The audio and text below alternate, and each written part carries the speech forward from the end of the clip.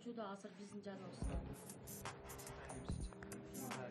Балаңыздын көйлөгүнүн курткасын, өзүңүздүн паспортуңуздун курткасын и московский көйгөйдөгү.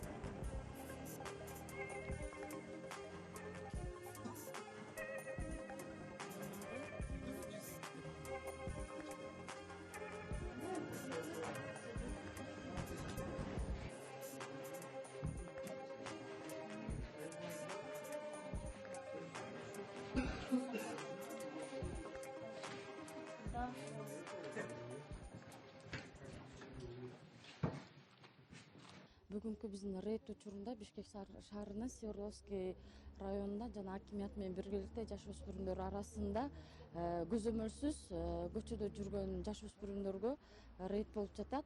Рейд учурунда компьютердик клубтардан 10 бала доставка болуп келди.